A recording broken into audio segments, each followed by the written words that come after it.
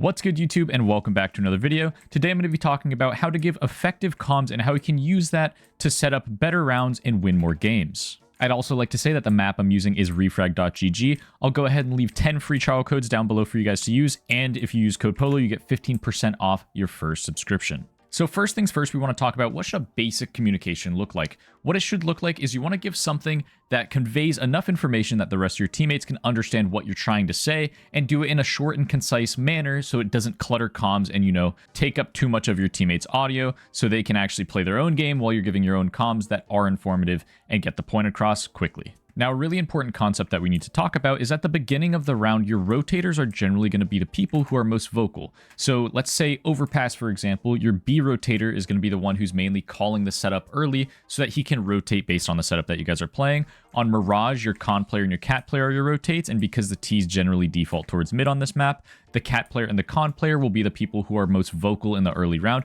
conveying a lot of information that the T's are giving them, and then also calling their rotates where they're going to go based off of that T's information.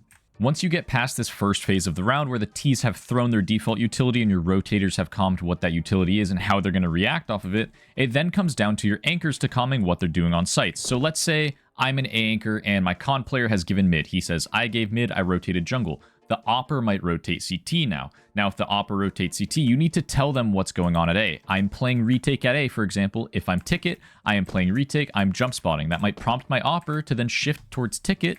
He can pick up my ramp. I can shift into site. I can hold palace. My con player can check mid while I'm doing this. And I can shift into site while my AWPer rotates CT. Boom, now we're on an A setup. We have a guy in jungle holding window boost or con split. I have an AWPer CT holding my ramp. And now I'm holding palace. And all of this was possible because of the communication early in the round. Yes, rounds will function differently, but as a textbook example of what communication should look like when you're shifting around numbers, this will generally be it. Your con player gives info on mid. If it makes sense for the CT AWPer to rotate, he goes to rotate, but he needs to do that based on the information on where you're playing on A, etc., etc. Now, if I'm to use the cat player, for example, let's say the T's have thrown a ton of stuff in mid, my con player falls off mid, and now I need to put myself in a position that makes sense when we're playing off of mid. So if I got into ladder early, I can stay in ladder and I can hold the cat split.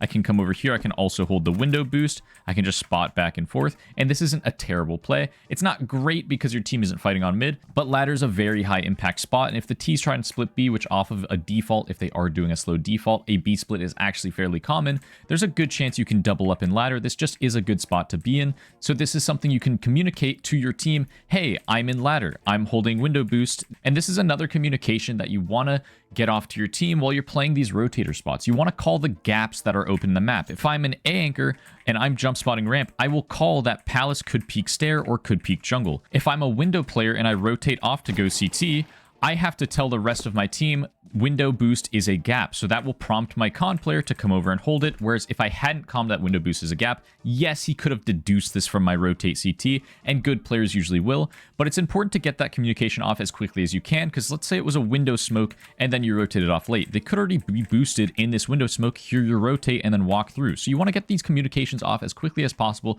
Let your team know where the gaps are as quickly as you can so you don't get abused on that. Because when you play at higher levels, a lot of T defaults will be made to essentially generate timings and generate gaps that the other team don't think are that big of a deal. But because that's the whole goal of the round, that's the whole round that you're playing on T side, those are the gaps that you're trying to abuse. Now that we've talked a little bit about the AWPer, it's also important that in a team setting, your AWPer should generally be calling your setup that you want to play almost every single round. And this will sometimes come down to rotator, sometimes come down to your IGL, but in a team setting, the AWP will decide a lot of your CT setups because a lot of CT setups are centered around an AWP. You want that first pick on your CT side. It's a very easy way with the AWP to be able to get a kill and run away immediately. This is a very easy way of getting a free kill, getting a 5v4, and creating an advantage in a CT round that you're playing. So a lot of setups will be based around an AWP and based around some sort of trade setup or crossfire or something that involves an AWP.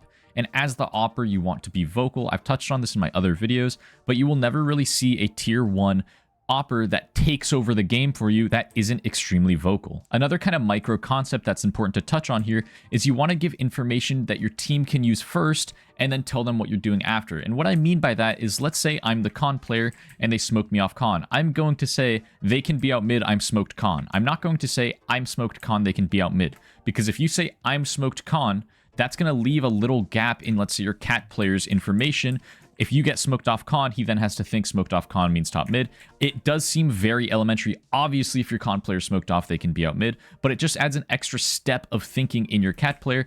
And again, at a high level, those split-second micro decisions where you have to think, oh yes, smoked con means they could be out mid.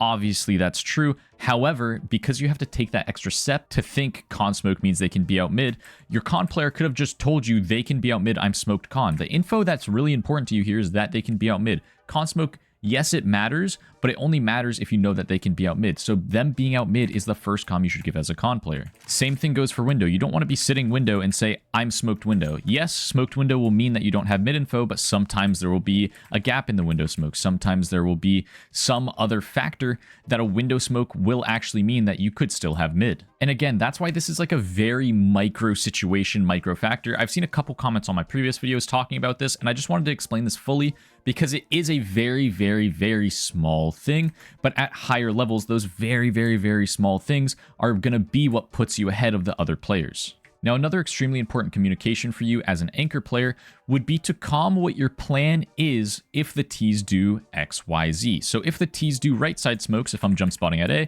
I'll say if the T's do right side smokes, I'll drop smoke ticket, right? You see right side smokes come in, you drop your smoke, and by the time this is all happening, the rest of your team already knows what's going on. They already know how to play around you in this scenario. It just eliminates an extra step for the rest of your team to figure out what's going on, what are you doing, when you could just make that plan beforehand. Another great example would be if you're a B anchor, if you're jump spotting over at B and your cat player comes back to B, or even if he stays in ladder and you just want to let the rest of your team know, if you're jump spotting at B and you say, as soon as I see someone at B, I'm going to drop my smoke and run to back site. Now your rotates will know that you're not fighting the apps pop. So when they rotate in, they have to be ready for someone holding them in market window. They can hold default cross. They can maybe peek on apps if they have an op, but they now know that you are not fighting them when they come out site. You're only fighting them when they peek you back site because again, you said you're going to back site. So again, this eliminates the extra steps your teammates have to do when they rotate into site. If I'm an opper and I'm rotating into site and I see my B player back site, yes, obviously he's not fighting site, but there could be scenarios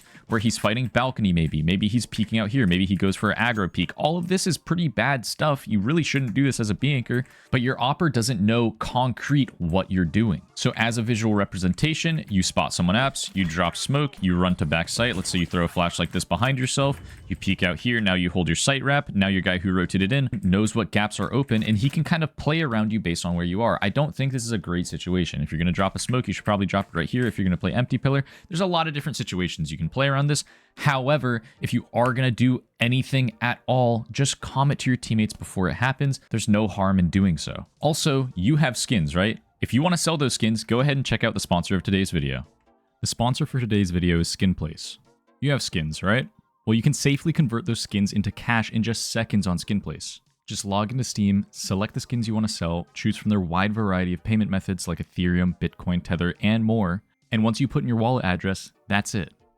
It's super easy and only takes a single minute to completely set up your account. I traded 3 skins to SkinPlace, and within just a couple seconds, I saw that money pop up in my crypto wallet. Use the link down below and get to selling. But don't forget to use code POLOCS for a 3% bonus on your first sale.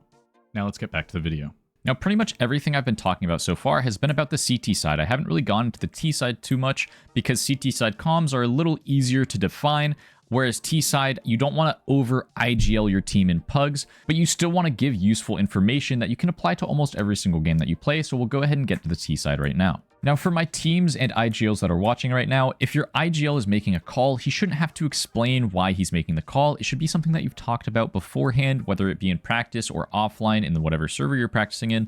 But if your IGL is going to make a call, he shouldn't have to give you the why behind the call. You guys should already understand the map theory. And this is where I'll kind of shamelessly plug my old videos, because the map theory that I have gone over in those videos is the map theory that has taken me and multiple of my teams into ECL, which is the league below Pro League. And yeah, you can get to a pretty high level using the map theory that I talked about in those videos. So if you want to go ahead and check those videos out, I'll give a little info tip in that corner over there. But basically, if you're in a team setting, your IGL shouldn't have to explain why he's making decisions. You guys should just talk about that beforehand and follow a basic blueprint of how you guys want to play your T sides. For the rest of you guys that are, the matchmaking players, the premier players, the pug players, your communications on T side are going to be pretty basic, right? So you want to do, let's say you want to do a mid control on your rounds on T side in your pugs.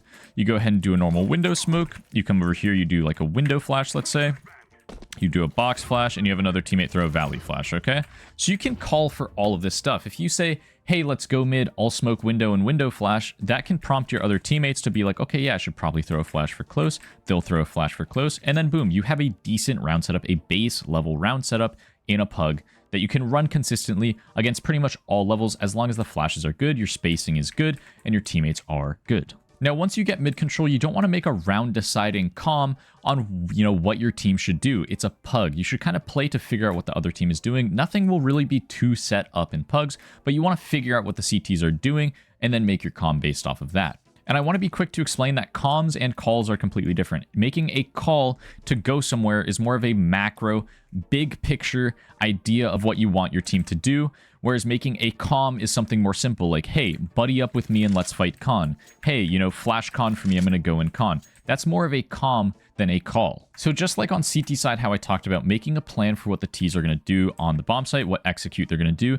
you also want to make plans as Ts for what the CT's reactions are going to be. Let's say the CTs give mid and they don't pressure mid at all. This generally will mean that there will either be a stack towards a bomb site or the CTs are going to play to hard retake mid. And what a hard retake mid would look like is they'll molly box behind the window smoke. The cat player will, let's say, molly chair. The con player will throw a smoke and get flashed out from his teammate at A. With this in mind, if you get mid for free, going Delpan, this is Delpan, is not a bad option. If chair is going to get mollied and box is going to get mollied, going Delpan would be good. If you have a guy box with a smoke, he can smoke the molly, and then boom, you have a decent mid defense versus a CT's retake. So this is something you can kind of calm to your teammates. Hey, the CTs might retake mid, and then let's say this guy says, okay, yeah, I have a smoke, I'll smoke the box molly if they end up throwing it. You say, I'll sit Delpan and play anti-flash. Boom. Perfect mid setup for a CT retake, and all it took was you just saying, hey, watch out for blah, blah, blah, and then you make a plan off of what you think the other team is going to do. At higher levels, making plans like these are super, super important because when you're in the moment and you're getting flashed, you're getting mollied, you're getting smoked off, all these things are happening to you, you want to be as quick as you can on that reaction. And if you already know what your reaction is going to be before the other team ends up doing what they're going to do, you're going to know what to do before the other team even thinks you could possibly be ready for it. But anyway, that's going to be it for today's video. Thank you guys for watching. I offer coaching on my Medify if you guys want to go ahead and check that out. I also stream Monday through Friday, 1 to 5 p.m. EST if you want to stop by and ask me some questions there. Leave a comment down below if you disagree with me on anything, if you agree with me on anything. I want to hear what you guys have to say about these videos so I can make my videos better in the future. But anyway, thank you guys for watching, and I'll see you in the next one.